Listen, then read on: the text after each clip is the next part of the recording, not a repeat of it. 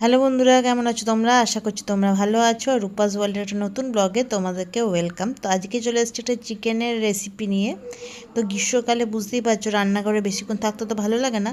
তবে এমনি একটা রান্না খুব তাড়াতাড়ি কিন্তু হয়ে যাবে, যেখানে বাটাবুটির কোনো ঝামেলাই নেই, শুধু কাটলেই হবে। তো দেখা যাক কি কি লাগছে এই চিকেনটা রান্না করতে। তো আমি কিন্তু একসঙ্গে সব নিয়ে নিয়েছি, দেখতে পাচ্ছ কি কি লাগবে সেটা। তো এদিকে পেঁয়াজ রসুন লম্বা লম্বা করে সরু সরু করে কোচানো, তার সঙ্গে লঙ্কাটা অপশনাল, তোমরা যেমন খাবে।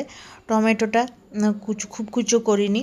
আলু যেহেতু আমরা ভালোবাসি তাই আলু নিয়েছি, পেঁয়াজ নিয়েছি, আর ফড়ঙের জন্য এখানে তেজপাতা আর শুকনো লঙ্কা ফড়ং নিয়েছি। আর তার সঙ্গে ধনেপাতা নিয়েছি, সাইডে রেখেছি। তো এগুলো সবই লাগবে। আর এই রান্নাটা করতে কিন্তু তোমাদেরকে খুব বেশি ভাজাভুজি কিছুই করতে হবে না, খুব সহজেই কিন্তু এই রান্নাটা হয়ে যাবে। আর হ্যাঁ, আমি যেগুলো নিয়েছি সেগুলো প্রায় 1 কেজি 200-র মতো মাংসর জন্য, মানে চিকেনের জন্য এই জিনিসগুলো নিয়েছি। তো চলো প্রথমে কড়াইয়ে তেল দিই। দেখো তেলটাও যে খুব বেশি নিয়েছি তা নয়, কিন্তু মোটামুটি 6 পোলার মতো তেল নিচ্ছি। আর এদিকে মশলাটা আগে বানিয়ে নিচ্ছি। শুকনো লঙ্কা গুঁড়ো, ধনে গুঁড়ো, জিরে গুঁড়ো আর হলুদ গুঁড়ো দিয়ে, এই 4টে জিনিস দিয়ে প্রথমে মশলাটা জল দিয়ে গুলে নেব। তাহলে কী হবে, মশলাটা তাড়াতাড়ি হয়ে যাবে আর কোনো ঝামেলা ছাড়াই। আর এইটাতে কিন্তু রান্নার টেস্টটা, মানে মশলাটা এমনিভাবে দিলে তোমরা কিন্তু রান্নার টেস্টটা দেখবে একটু আলাদা রকম হয়। তো এই দেখো আমাদের মশলা রেডি। আর এদিকে এবারে দেব শুকনো লঙ্কা ফড়ং আর তেজপাতা ফড়ং। তো ফড়ং দেওয়ার পর এর উপর থেকে যেমন একটু খুব সুন্দর গন্ধ ছাড়বে, ঠিক সে সময় দিয়ে দেবো কুচনো সব পেঁয়াজগুলো। তো পেঁয়াজগুলো কিন্তু খুব বেশি ডিপ ব্রাউন করে ফ্রাই করার দরকার নেই, একটুই ফ্রাই করতে হবে। প্রায় 2 মিনিটের মতো এটাকে ফ্রাই করতে হবে। তো দেখে নাও কীভাবে ফ্রাই করছি।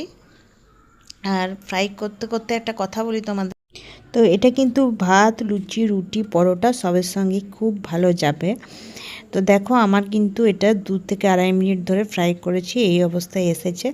এবং এখন আমি এর মধ্যে দিয়ে দেব ওই যে লম্বা লম্বা করে কুচনো আদা আর রসুন, ওটা দিয়ে কিন্তু আবার আমি 2 মিনিটের মতো ভাজবো। আসলে এটা বেশি ভাজাভুজির নয়, মানে বেশি ভেজে ভেজে করার কোনো দরকার নেই। কারণ এটা যখন আমরা কষবো তখন কিন্তু সেদ্ধ হয়ে যাবে। তো এই গরমে যাই বলো, রান্নাঘরে বেশিক্ষণ থাকতে ভালো লাগে না। তো চটজলদি যদি তোমরা চাও যে চিকেন খেতে ইচ্ছে হয়, তো এইভাবে রান্না করে অবশ্যই দেখতে পারো, খুব ভালো লাগবে। তো দেখো প্রায় আবার 2-2.5 মিনিট হয়ে গেছে। আর এরপর আমি এর মধ্যে দিয়ে দেব চিনিটা আমার প্রথমেই দেওয়া উচিত ছিল, কিন্তু আমি ওটা ভুলে গেছি। তো মাঝে ওই জন্য দিয়ে দিলাম, তোমরা চাইলে কি এটা প্রথমেও দিতে পারো। তো আমি যেহেতু ভুলে গেছিলাম তাই আমি মধ্যেখানে দিয়ে দিলাম। আর তারপরে এর মধ্যে কুচানো লঙ্কা দেব।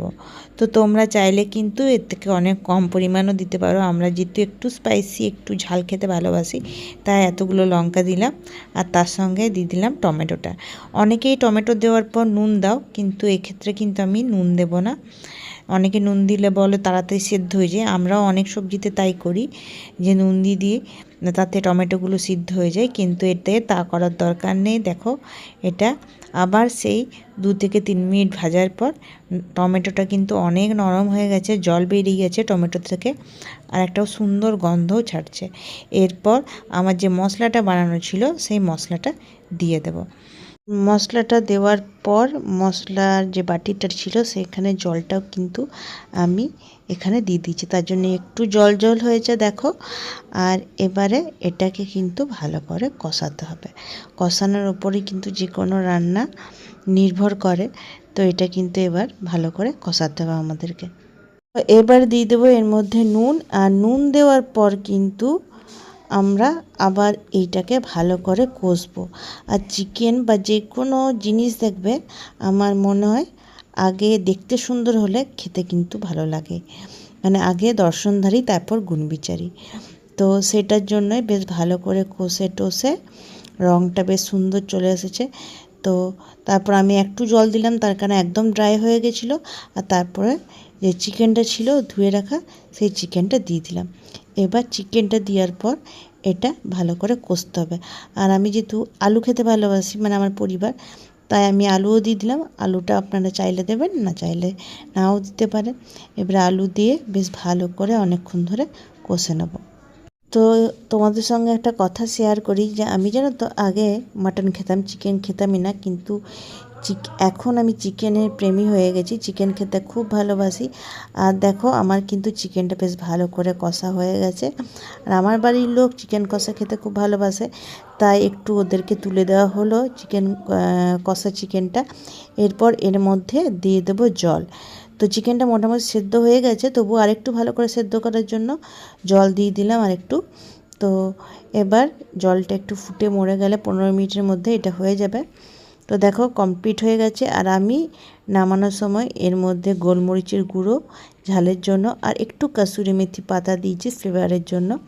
তোমরা কিন্তু চাইলে দিতে পারো, না চাইলে না দিতেও পারো। তো অবশ্যই কমেন্টে জানিও যে রান্নাটা কেমন ভালো লাগলে লাইক কমেন্ট সাবস্ক্রাইব করে আমার পাশে থেকো। তো চলো আজকের মতো তোমাদের কাছ থেকে বিদায় নিই, টাটা।